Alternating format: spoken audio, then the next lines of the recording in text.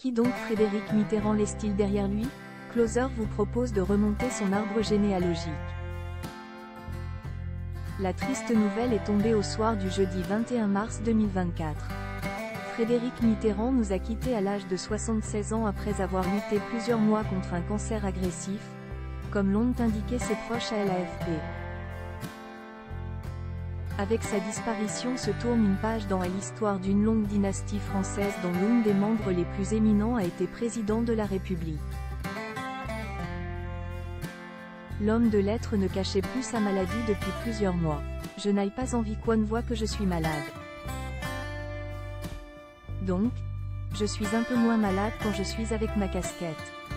Voilà, ce n'est pas signe d'impolitesse à votre égard, ni à l'égard de vos invités ou de vos chroniqueurs, avait-il ainsi révélé au micro de Pascal Praud. Frédéric Mitterrand, un heureux grand-père.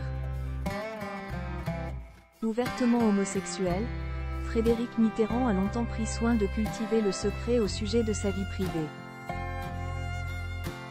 Il était néanmoins sorti de sa réserve dans les colonnes de Gala le 6 novembre 2023. Nos confrères avaient alors recueilli ces très rares confidences. L'ancien ministre du gouvernement Fillon évoquait ses trois petits-enfants, âgés respectivement de 19, 7 et 5 ans, notamment Sacha qui se baladait partout avec son portrait en clamant que son grand-père était ministre.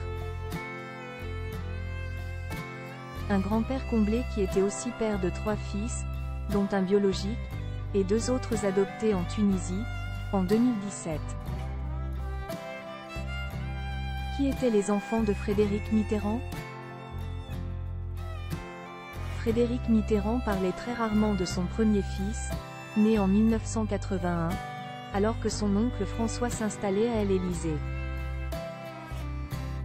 J'ai élevé seul mon fils biologique, Mathieu, dès ses 4 ans, car sa mère se droguait.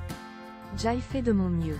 Il a pourtant souffert, j'ai n'ai peur, s'était-il ouvert l'an dernier dans les pages du magazine.